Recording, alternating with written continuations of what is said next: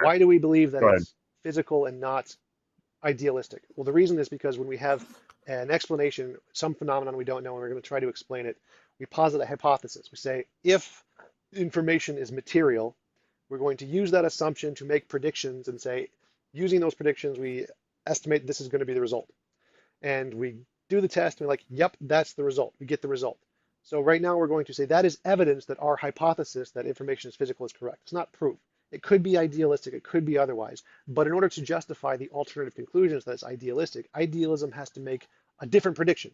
So that's to say, we're going to assume that information is idealistic. Here's a prediction we're going to make, and then that prediction comes true, or we find out it's correct. Then that's evidence it's idealistic. But right now, the vast majority of the evidence is on the materialistic side. We assume it's materialistic, and there is no external ideology. There is no evidence that contradicts. Right, and there's no evidence that contradicts the. There isn't any experiment that contradicts. Right, that's true of all of the interpretations of physics. There isn't an experiment. But that would also mean materialism, though. That would mean your definition of materialism. There's nothing that would then spell that out as being the correct one. If there's two hypotheses and there are no experiments to distinguish them, there is no reason to assume one over the other, but that also includes materialism. Now, as it turns out, there is an experiment, which I'll get to in a bit, that... Right, so anytime we posit a hypothesis, there's always going to be, due to the problem of underdetermination, there's always infinitely many ways to explain anything, always. So like if we say, what knocked over that glass? Right, but if that's the case, and the infinite number of ways to explain them are indistinguishable, then why pick one of those particular ones and run with it and say that this is therefore likely the best one, which would be, like, say, the materialist one? Whichever one we can use to make future testable predictions first is the one that we choose. Right, but the point is that they all do that. No. The idealist one fits all the exact same predictions. No. So you have to start with one. Somebody comes up with an idea, and that idea is then used to make future testable predictions. Whichever one comes up with the idea first and that model can be used to make future testable predictions before anyone else, that's the one we accept. So like Newtonian mechanics was used to make future testable predictions. Yeah, but those ones are not. So Newtonian mechanics didn't distinguish between idealism and materialism, though. It talked about masses were gravitating to each other and masses that were moving via, Right. So my mechanical force and so on. Like when Newtonian mechanics made predictions and we accepted it, there was lots of other hypotheses out there, but they didn't make predictions. Newtonian mechanics did. It was wrong ultimately because we know general relativity overthrew. Right, but Newtonian mechanics doesn't distinguish. That's not the point. Correct. But the problem is that Newtonian mechanics doesn't distinguish between whether the masses that are gravitating or interacting mechanically are either material or mental constructs. Right. I'm not saying it does. They could be either or both, and it doesn't say which. I'm not saying it does. I'm using this as an example. So this applies to any scientific hypothesis ever. So we have some unknown that we can't explain. And then a bunch of different people come up with different ideas to try and explain it. Now, whoever comes up with the idea first that can be used to make predictions, that's the one we accept. That's it. That we accept that one over all of the others, even if all of the others can post hoc. Then show me. Even if all of the others can post hoc explain the same evidence, we don't accept those. We accept the one that's first until other ones can come along and make more predictions. All of the theories in physics are compatible with this, every single one of them. But that's not evidence of them. You can always make a theory compatible with anything else. But for it to be evidence, for your theory to be reasonable to believe, you have to go beyond just... Right, it has to go over and above the previous evidence, and I do have an experiment that does that. But I'm just talking right now at the philosophical level why we are prioritizing materialism over idealism if materialism is never in any of these scientific theories itself, and if... it is. What I'm saying is you're saying, Johannine idealism doesn't explain anything that the previous data doesn't explain, right? And that's all well and good. But the problem is I'm flipping it around and saying, well, if that's the case, then why are we not saying, materialism you could just throw in the word materialism instead of idealism and the exact same statement is true. And so there's no reason prima facie to equate scientific evidence with material evidence. Because all of the things are assumed in the hypothesis to be material. See what I'm saying? We're talking about material things. So we assume that the matter exists and it is a physical material thing. But that's an assumption of it. There's nothing. Right. That's all There's hypotheses. no reason to make the theories work just fine without those assumptions.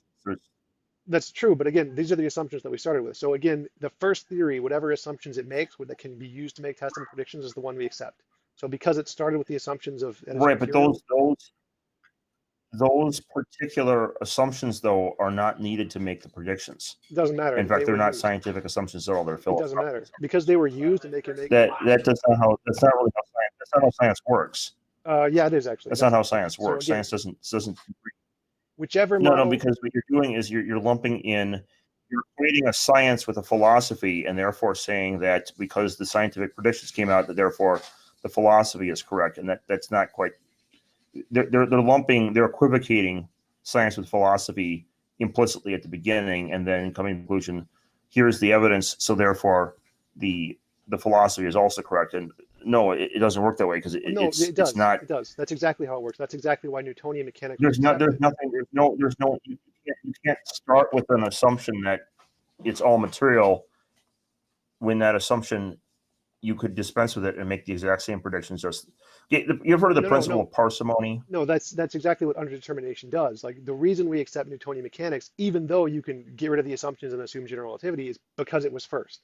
The reason we assume the Copenhagen interpretation is true and that randomness is a fundamental part of the universe is because it was first and it worked. Even though string theory and the de Broglie pilot wave theory. When you get to the Copenhagen interpretation, it's funny you bring Copenhagen up because there's something connecting very directly to that. Right, I know. That links into the experiment.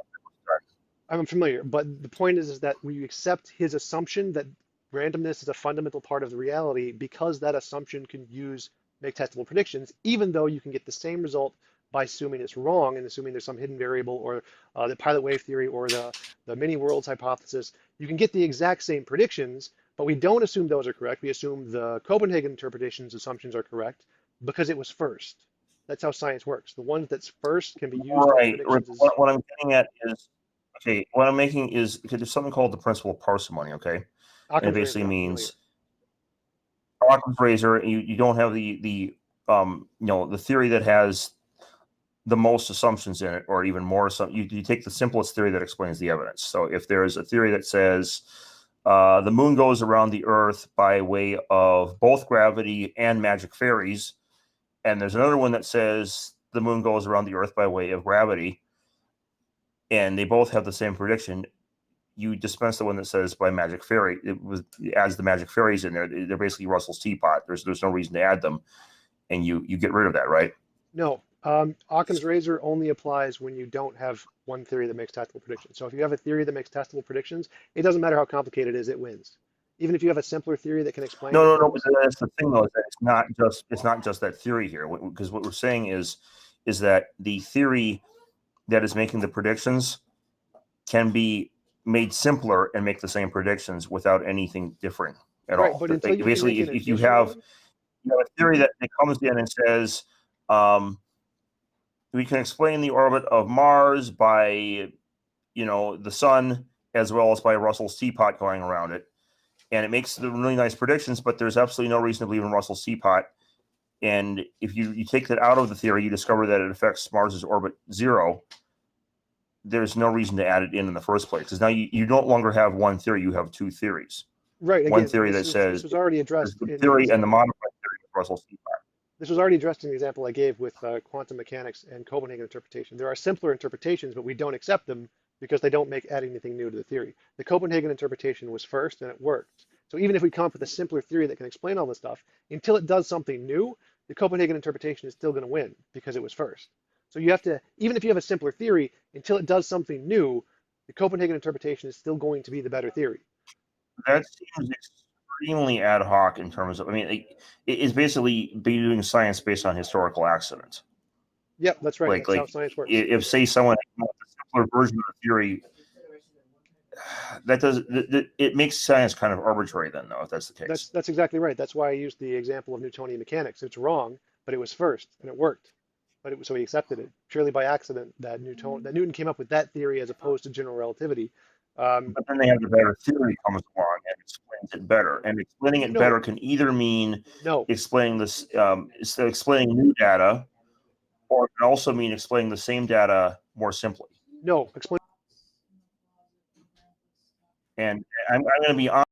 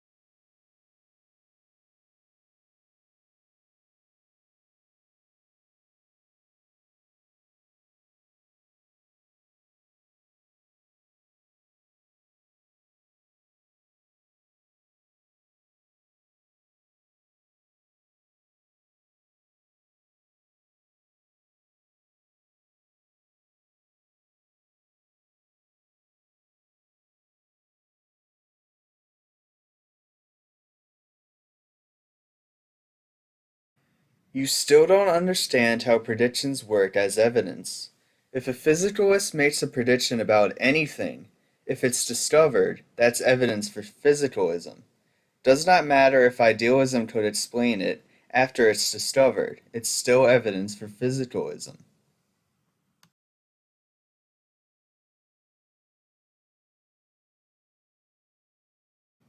That's just a baseless assertion. If physicalism makes no unique predictions that idealism cannot likewise make, then any evidence of physicalism counts just as equally for idealism. The only difference is chronology. Yes, and chronology is evidence. The reason Newtonian mechanics preceded general relativity is because it was invented first and made successful predictions. The reason the Copenhagen interpretation is the majority view, and not EPW, it was first. The reason geocentrism was accepted before heliocentrism. All science works based on chronology. Future testable predictions are evidence because it's hard to get them right. Post hoc rationalizations of the observation are not because anyone can do that. Chronology is not evidence of truth. It's just how things seem to us at a certain time, but truth itself is not concerned about who got their theory in first, as in a first poster, but which theory best fits the evidence. And if both theories equally fit the evidence, then chronology makes absolutely no difference. It's just ad hoc to assert this. Google the problem of underdetermination. There are always models that can all equally explain the data. What makes one the best is it did it first. To overthrow that model, a different model needs to predict something new before the old one. Tom, I am familiar with underdetermination, but that method of theory preference seems like ad hoc, chronological snobbery. It doesn't give us truth. Since creationism came first, prior to evolution, and predicts similarity among biological species because of a common designer, and explains everything that evolution can, we should prefer creationism over evolution? Nothing gives us absolute truth. Yes, if creationism made predictions that were confirmed before evolution was discovered, then we would obviously believe it. Your argument is literally just Goodman's new riddle of induction, and concluding we can reject induction. Induction works, chronology is evidence. Didn't you think reason gives you absolute truth of at least your own existence? Well, creationism did come prior to evolution then, so by your own standards it should be preferred, and yet here we are. I'm not rejecting induction. I'm rejecting your argument that chronology is evidence. At best it is evidence if it's the only theory that one has. But if another theory comes that explains it just as well, then rather than say, oh well, theory A came first, so it must be true, as if this was some kind of race in the Olympics, we should revise our claim to know and simply claim agnosticism with respect to either theory being the one we should prefer. Chronology as evidence equals induction. Nothing gives us absolute truth. Does Cogito give us absolute truth? No. Learn to read, please. If it makes testable predictions and comes first, then yes, we accept it. Nothing else matters. Not how simple, not how beautiful, not if other can explain the data. First to make novel predictions wins 100% of the time. Tom, that's obviously false. Induction is a method of reasoning from past observations to making generalizations of predictions about the future. Induction gives us a theory preference, assuming all things are not equal. But if all things are equal, induction does not tell us which theory to prefer. You must add chronology to the criteria, and that's an extremely arbitrary criterion to add. The Cogito argument certainly gives us absolute truth, at least of our existence. Seems you've inadvertently proven creationism, laughing face. As a scientist, I can tell you this is complete nonsense, and no scientist believes this nonsense. Chronology is irrelevant in science, except in biological taxonomy, where the oldest published name has priority. The only relevant thing is whether a theory can explain the evidence or not. What is true is that a theory that is ad hoc forged to explain a certain phenomenon would be discarded in favor of a theory that predicts this phenomenon without being specifically forged for this result. But which of such a successful theory came first is irrelevant, and when several theories meet this criterion and are otherwise equally parsimonious, none is preferable over the other on scientific grounds. If you disagree, provide some peer-reviewed evidence by respected scientists or philosophers of science who share your view. Chronology is literally induction, you complete moron. Chronology is literally induction, you complete moron. Oh, there we go. This is the masterclass douche I was talking about. Your arrogance precedes you, smiley face. It helps that my position is supported by the consensus of every academic field, and yours is considered a pseudoscience in every academic field except one. I mean, it helps that almost every philosopher of science, scientist, and person with common sense would disagree with you. But this is a common tactic of yours. Make grand, baseless assertions, appeal to some nameless authorities, and resort to insult. You need to learn some intellectual humility and respect. Everyone who disagrees with you on a substantive matter, even an atheist like Benjamin, is a complete moron. Philosophy only serves for you to boost your ego, it seems, rather than seeking to understand why a person thinks a certain way and civilly seek to persuade them otherwise. Google New Riddle of Induction and search for Drew and Bleen, and read why it's a justified true belief to believe it's one or the other. Hint, it's chronology, you ignoramus. Tom, that's not a serious view, laugh out loud. If I am wrong, then by all means, quote me a philosopher that says this, or just a general article that says induction equals chronology. You made the claim, you substantiate it. It's very embarrassing to see you resort to insults, shaking my head. I already did. Nelson Goodman, New Riddle of Induction. The reason you are an idiot is you didn't bother to look it up when I said it, and assumed I was wrong and kept wasting my time. I am familiar with the riddle, so that's your first problem. Your second problem is assuming Goodman's anti-realism represents the views of most philosophers of science and most scientists. You may think that this argument shows that this is what the research amounts to, but that doesn't mean you've shown that there is a consensus among scientists and philosophers that anti-realism, irrealism to use Goodman's own language, is true. Most are realists, and so this view that induction equals chronology would come across as nonsense to them. No, most scientists understand that's exactly how it works. I never said anything about anti-realism. Everyone agrees induction is a way to get a justified true belief, and chronology is induction. Go ahead, try and find an example in history of something that made testable predictions first that wasn't accepted. Your ignorance of the history and philosophy of science is astounding. You're just making assertions. Until you back that up with actual quotes and polls, it's baseless. Goodman doesn't justify anything you claim. And obviously, the theory that gets testable predictions first usually gets accepted. Even I accept that. But it's not because it is first. It is because it best explains the data at that time. If another theory explains it just as equally and isn't ad hoc, suppose it was proposed independently in some other country with no knowledge of our theory months later, then scientists could no longer claim that their theory is true. They have to do further experiments or make further arguments that is not based on chronology. Every scientist knows this. Shaking my head.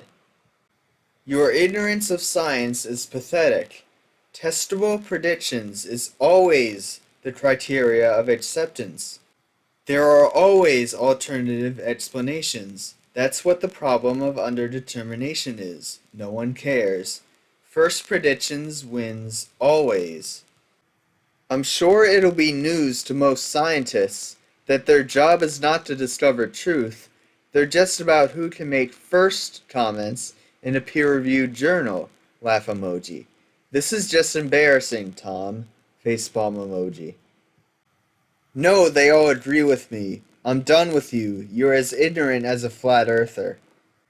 No, induction has nothing to do with chronology. If two inductive hypotheses equally successfully explain the evidence, it is irrelevant which of them historically came first. Instead of rude insults, please provide the requested credible academic sources for your ridiculous claim. By the way, this moron has published 170 scientific papers and a summa cum laude PhD in natural science. What are your scientific achievements and credentials again? Concerning Goodman's riddle of induction, please provide a single quote from his work that says a hypothesis should be preferred over another with equal empirical support and equal explanatory power only because of the historical artifact of temporal priority. Good luck with that. That's ridiculous. Induction doesn't care which theory was produced first, merely which theory explains the evidence the best. This is some next level Dunning-Kruger bullshit. Quoting Tom, testable predictions is always the criteria of acceptance. There are always alternative explanations. That's what the problem of underdetermination is. No one cares. First predictions wins always. No, most parsimonious explanations are always the criterion of acceptance. Otherwise, an initial theory is never falsified, as it can just add new ad hoc elements in it to make it accord with the data. This is not how science works. Just ask any astronomer who rejects Ptolemaic geocentrism, despite its being first to explain the data with lots of ad hoc epicycles. If you disagree, then you've just argued that science is utterly meaningless at arriving at truth, as any initial theory that explains the data, no matter how unparsimoniously, can be true by these standards, and as Karl Popper noted, this can be any random theory that happens to thread the data points at all. You're taking an idiosyncratic and ridiculous philosophy of science and presenting it as if it were fact, and just how science works. Philosophy of science wouldn't be a field if everybody already agreed on how science works, such that it would be appropriate to condescendingly address anyone who disagrees with your takes on it as if their disagreement constituted ignorance.